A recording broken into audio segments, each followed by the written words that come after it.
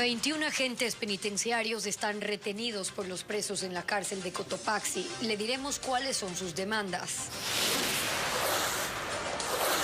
La justicia ordenó que sentenciados por corrupción paguen 153 millones de dólares en compensación al Estado, pero la recuperación es mínima. Por pedido de 14 universidades, la CENESID ayudará en el trámite de ingreso a los estudiantes. La abogada y consultora Wendy Reyes se transforma en la cuarta secretaria de comunicación del presidente Guillermo Lasso. Amigos, muy buenas tardes, bienvenidos y gracias por acompañarnos. 21 agentes penitenciarios permanecen retenidos desde anoche por presos en la cárcel regional Cotopaxi. ¿Qué tal, Gaby? Hola, Estefi, amigos, bienvenidos. Los reclusos exigen el traslado a Cotopaxi de los cabecillas detenidos en el centro de máxima seguridad en La Roca. Escuchemos a Patricio Viera, quien nos tiene los detalles. Una tensa calma se registra al momento en el ingreso principal al Centro de Privación de Libertad Cotopaxi número 1, después de que la policía recibió una alerta en la que se indicaba sobre la retención de 21 agentes penitenciarios por parte de los reos. Esto hizo que se registre una evacuación inmediata de los empleados que laboran en este centro carcelario. Les hemos preparado un informe a continuación. El día de ayer martes, 21 agentes penitenciarios de la cárcel de Cotopaxi fueron retenidos durante el cambio de turno. Aproximadamente a las 19 horas, cuando iban a abandonar los pabellones. Así lo relató uno de los guardias, quien logró escapar y prefirió el anonimato. Ahora están pidiendo acá los que están al mando de aquí de la cárcel que se les traslade a los lobos de La Roca a Calatacunga. Mientras no realicen eso, no van a soltarles a los compañeros. Eso es lo que están pidiendo. El jefe de la unidad de contingencia penitenciaria de Cotopaxi confirmó en un parte policial que se dispuso evacuar al personal de guías penitenciarios que se estaban preparando para el relevo de turnos. Por ahora no se permite el ingreso del personal administrativo hasta el centro carcelario. Las visitas a los presos han sido suspendidas, mientras que 200 policías acordonan la cárcel para evitar intentos de fuga. También se dispuso la salida de los vehículos de los parqueaderos. Además, los reos no permiten el ingreso de alimentos. Así lo afirmó uno de los empleados que labora en la cocina. Desde ayer no había el ingreso que no querían recibir acerca de la merienda. Se conoce que los 21 agentes penitenciarios retenidos se encuentran bien de salud y están distribuidos en los pabellones de mínima, mediana y máxima seguridad. Hasta el cierre de este reportaje, las autoridades no se han pronunciado sobre este hecho. Se espera que lo hagan en las próximas horas. Mayores detalles de esta información en los próximos noticieros. Y las afectaciones por el devastador deslave en Alausí siguen contabilizándose. Vamos a repasar los últimos datos de la Secretaría Nacional de Gestión de Riesgos. Hasta ahora se reportan 30 fallecidos, así como 58 personas desaparecidas. El deslizamiento de tierra también dejó 43 heridos, 963 damnificados y 32 personas rescatadas. Este es el balance de los daños en Alausí proporcionados por las autoridades correspondientes. Mientras la búsqueda de las personas desaparecidas se mantiene en Alausí, la Secretaría de Gestión de Riesgos acogió el pedido de los familiares que guardan la esperanza de encontrar los cuerpos. Diego Cuenca, desde el sitio de la tragedia, describe la incertidumbre de las familias.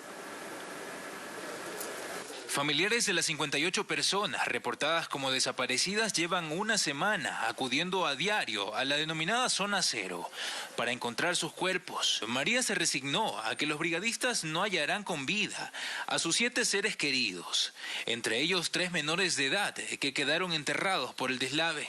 Yo sé que ya no están vivos, pero los cuerpos que nos rescaten, ¿no? Queremos recuperarle para poder ir al cementerio, ponerle una flor y nos quedamos tranquilos. Con esa incertidumbre, los familiares pidieron que se extienda la búsqueda de los cuerpos, que se encuentran en estado de descomposición por los días transcurridos. Las autoridades de la Secretaría de Gestión de Riesgos escucharon sus reclamos y decidieron que no pararán de remover la tierra para hallar a los desaparecidos. Vamos a seguir trabajando, aquí no hay una fecha límite, no hemos puesto ni 7 días ni 15 días. Ya son 30 los muertos que dejó el deslave en Alausí, y la noche de ese martes en el centro del cantón, los habitantes de luto participaron de la misa del Señor del Buen Suceso, imagen religiosa a la que llenaron de velas para orar por los difuntos. Pedir por las almitas que se perdieron allá en el deslave. Hay mucha gente que ha desaparecido y aún no les encuentran. Es muy fuerte. Así, ese pueblo de Chimborazo se levanta en medio de la Semana Santa, que los marca de fe y esperanza para sanar las heridas de la tragedia.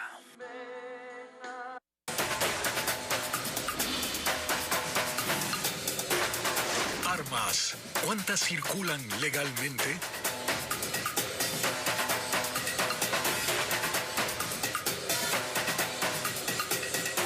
En 5 años en el Ecuador se han decomisado y destruido unas 50.000 armas de fuego y 500.000 de municiones. Estas cifras reflejan que el contrabando prolifera en el país. Paul Romero nos trae el informe. En el Ecuador, la responsabilidad del control de armas, municiones y explosivos la tiene el Comando Conjunto de las Fuerzas Armadas. La ley permite al Comando Conjunto destruir las armas que no cuentan con el permiso de porte y tenencia. A escala nacional, entre 2017 y 2022, las Fuerzas Armadas incautaron y destruyeron 58.500 armas de fuego, entre pistolas, escopetas recortadas. Se incluyen las decomisadas por la Policía Nacional en los operativos antidelincuenciales, en donde se han encontrado armas largas como fusiles, que son utilizados por los grupos vinculados al narcotráfico. En el mismo periodo, las Fuerzas Armadas decomisaron y destruyeron 570.000 municiones de todo tipo. A partir del 2020, se incrementaron las incautaciones de armas y municiones en el Ecuador. Según información del Comando Conjunto, el mayor porcentaje de armas de contrabando ingresa al país por la frontera sur, donde las Fuerzas Armadas prevén construir este año nuevos destacamentos.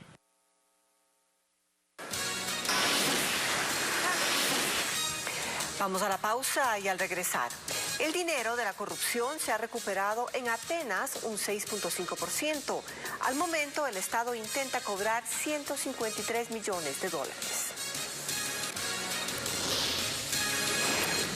Y también Wendy Reyes asume la Secretaría de Comunicación y se convierte en la 4ª funcionaria en ocupar ese cargo. Ella aceptó el reto en momentos de tensión para el gobierno, ya le contamos.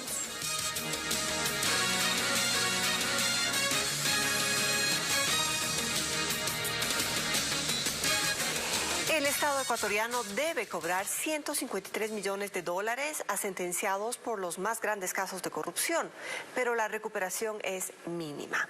La mayoría de condenados ya están libres y las penas económicas quedan en la impunidad. Jacqueline Rodas con los datos.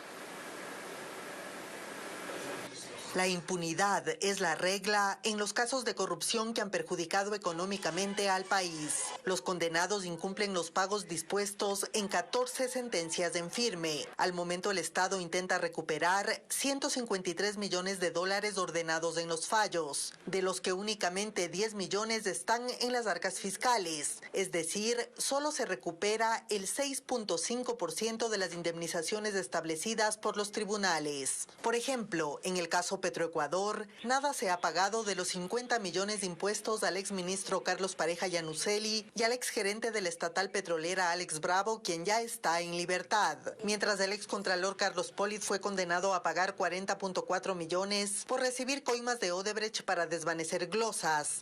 Tampoco ha cumplido. Él está prófugo en Miami y enfrenta un proceso penal en Estados Unidos. En ese país sí pagó una fianza de 14 millones de dólares para evitar la prisión. Y en el juicio principal del caso Odebrecht por asociación ilícita, Jorge Glass está libre gracias a una medida cautelar y los otros condenados también están fuera de prisión, pese a que deben reparar al Estado en 33.4 millones y no lo han hecho. La Procuraduría informa que en este proceso, hasta la fecha la justicia ni siquiera ha individualizado el el monto para cada condenado y envió este comunicado señalando que la recuperación de activos no solo depende de la Procuraduría, más bien es parte de un engranaje que incluye a la función judicial, registros de la propiedad y otras entidades, y que actualmente trabaja en varios países para conseguir el dinero encontrado en bancos extranjeros. Finalmente, en el caso Sobornos, de los 20 sentenciados, solo 3 privados pagaron la indemnización. Los funcionarios públicos, entre ellos del expresidente Rafael Correa, Glass y ministros de la época, han incumplido el fallo. A la par, el Estado intenta vender algunos bienes decomisados, pero es un valor mínimo con relación al monto total. Wendy Reyes Chiriboga fue posesionada como nueva secretaria de Comunicación de la Presidencia de la República y se convierte en la 4ª funcionaria en ese cargo durante este gobierno. El presidente Guillermo Lasso le agradeció por aceptar la designación. William Young con el informe. Es abogada de profesión, pero su carrera se ha enfocado en consultorías y estrategias de comunicación política y campañas electorales. Wendy Reyes Chiriboga fue posesionada como nueva secretaria de Comunicación de la Presidencia. Es la 4ª titular de esta entidad en 2 años de gobierno y lo hace en momentos de tensión para el régimen, algo que dejó claro en su primer discurso. Ayer le dije al presidente, ¿a quién se le ocurre asumir este cargo en medio de una crisis? Y bueno, aquí estoy. Y aquí estoy porque creo que nos toca jugarnos como país. La comunicación es sin duda una herramienta democrática y política. Y en este momento en el que estamos pasando por el Ecuador, es sin duda una herramienta para salir de la crisis. Ella reemplaza a Andrés Seminario, quien se mantuvo 5 meses en esa función y renunció después de que el presidente Guillermo Lasso reconociera públicamente falencias en su plan de comunicación. Wendy Reyes tiene experiencia como catedrática en instituciones como la George Washington University en Estados Unidos y la Universidad Andina Simón Bolívar de Ecuador, y se enfoca en la elaboración de planes comunicacionales de gobierno y asuntos públicos. El jefe de Estado le tomó juramento.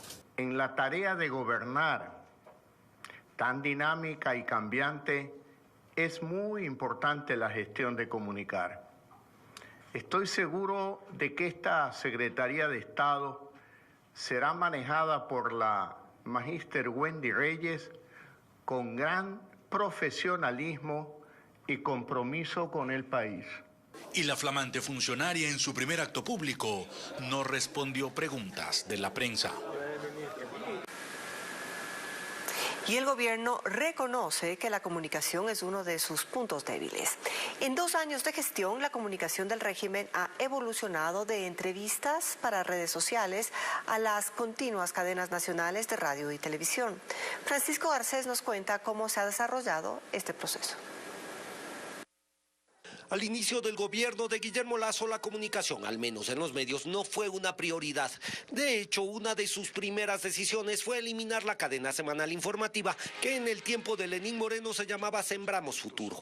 Por esos días, Eduardo Bonilla era el secretario de comunicación y su objetivo era centrarse en las redes sociales. Y tras 21 días en la presidencia, Lasso apareció en su primera transmisión en Facebook, con una entrevista de 32 minutos.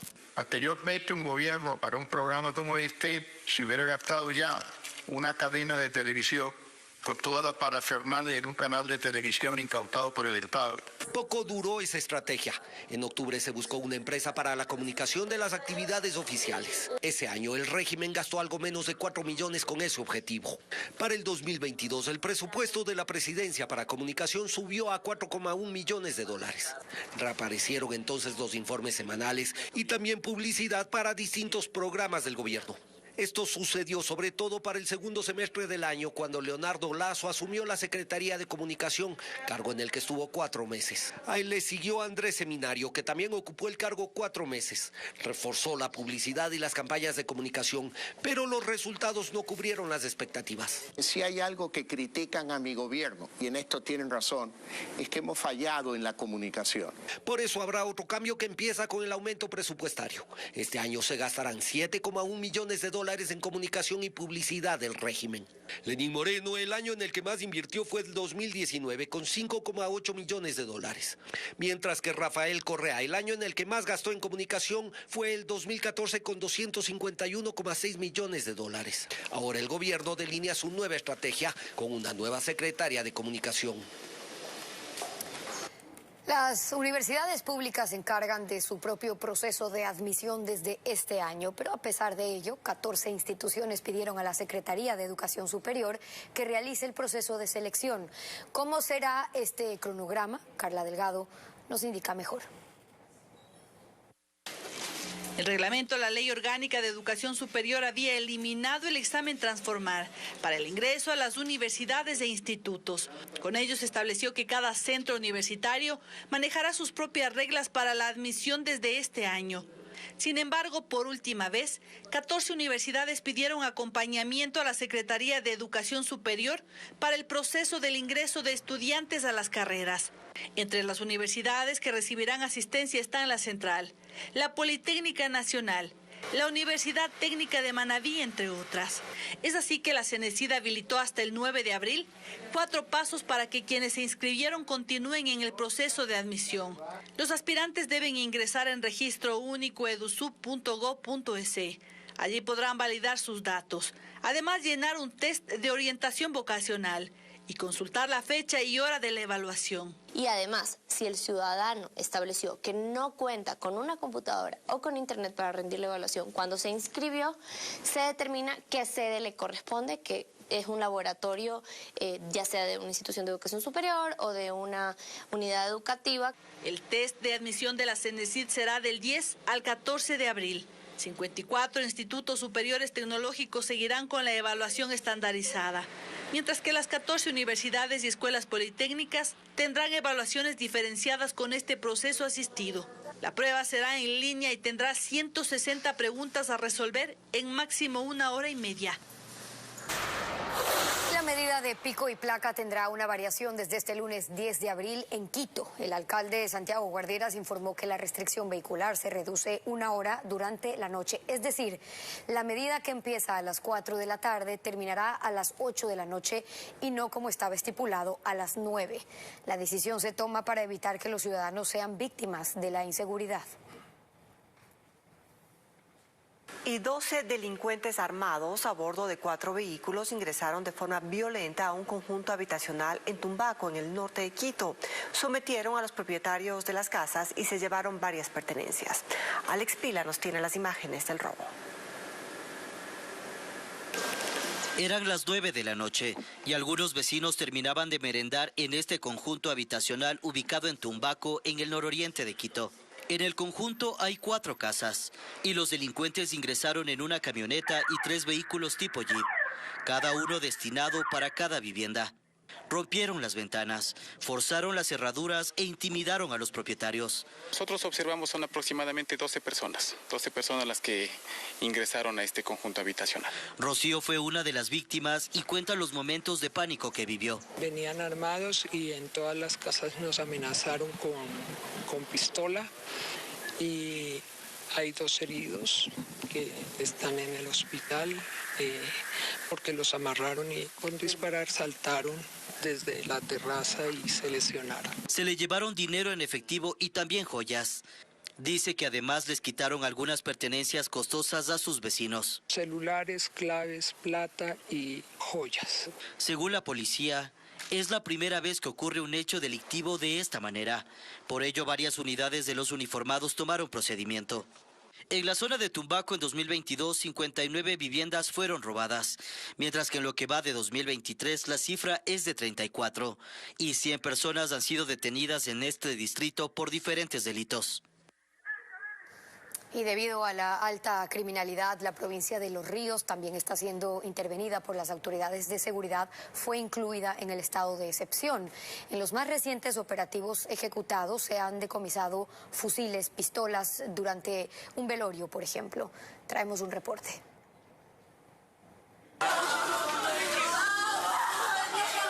Con 177 asesinatos, la provincia de Los Ríos se convierte en la tercera más violenta del país, según cifras de la Policía Nacional.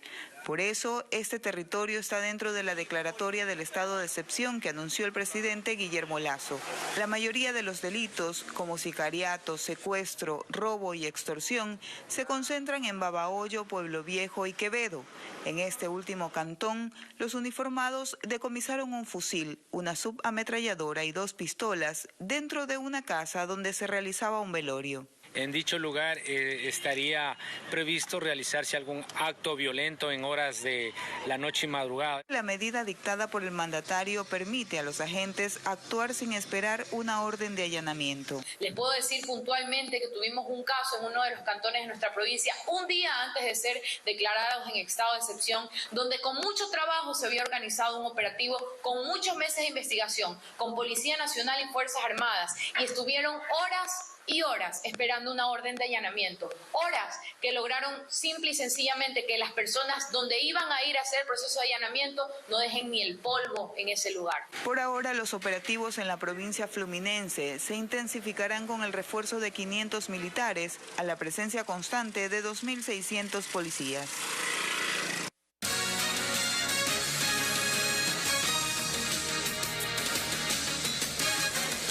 Un puente colapsó cuando pasaba una volqueta con 3 ocupantes. Ocurrió en la parroquia Cabo de San Francisco del cantón Muisne, en Esmeraldas. Elena Velasco tiene más detalles de esta emergencia.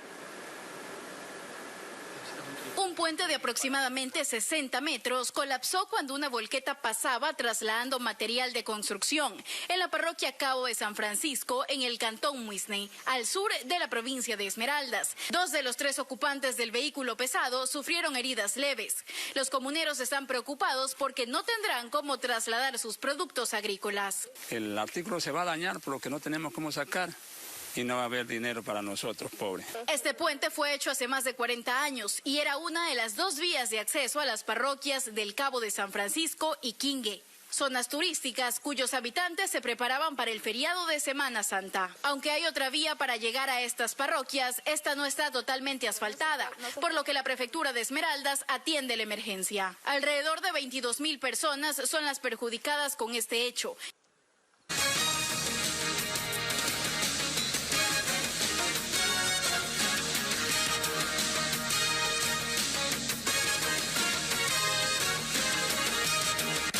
Más noticias para ustedes ahora. 7 veces aumentó este 2023 en comparación al año anterior la cifra de niños que cruzaron la selva de Darién entre Colombia y Panamá en su ruta irregular hacia Norteamérica.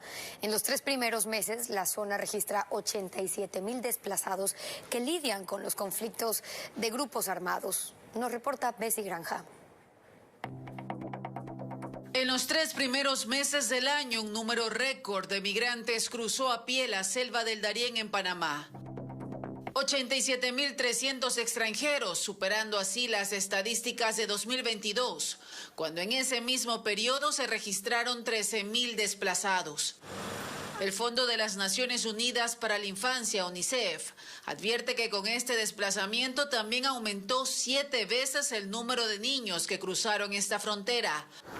Los migrantes no solo deben sortear los peligros de atravesar esta zona selvática, sino también la presencia de grupos armados. Un informe de la Fundación Colombiana Ideas para la Paz, publicado a finales de 2022, evidencia que en municipios de ese país, desde donde parten los migrantes hacia la selva del Darién, opera el Clan del Golfo, grupo criminal de Colombia. Es la zona histórica del Clan del Golfo. Paula Tobo fue parte de la investigación de este hallazgo y explica cuál es el rol en el tráfico ilícito de migrantes de esta agrupación narcoparamilitar. Y pues como esta es una zona tan estratégica para ellos, principalmente por temas relacionados al narcotráfico como esto es el Golfo de Urabá, pues lo primero para el clan es mantener la estabilidad de sus negocios principales. Y pues eso incluye mantener la estabilidad de economías como el tráfico de migrantes. La mayoría de los migrantes que cruza el Darién teme hablar sobre lo que ocurre en su recorrido. Bajo la autorización del clan es que se usa también el territorio, ¿no? Entonces se cierran y abren rutas todo el tiempo y en gran parte eso es por las instrucciones del clan. Las estadísticas de migración en Darién ocupan a Ecuador como la 3ª nacionalidad que más cruzó dicho lugar.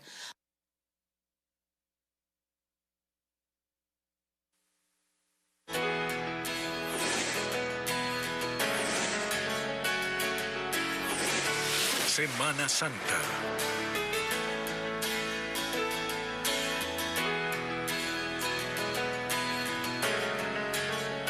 Miles de feligreses caminaron por las calles de Riobamba, en Chimborazo, por la tradicional procesión del Señor del Buen Suceso que se realiza el martes de la Semana Santa. Ángel Pilatuña acompañó a los devotos en el recorrido por casi 40 cuadras y nos tiene un reporte.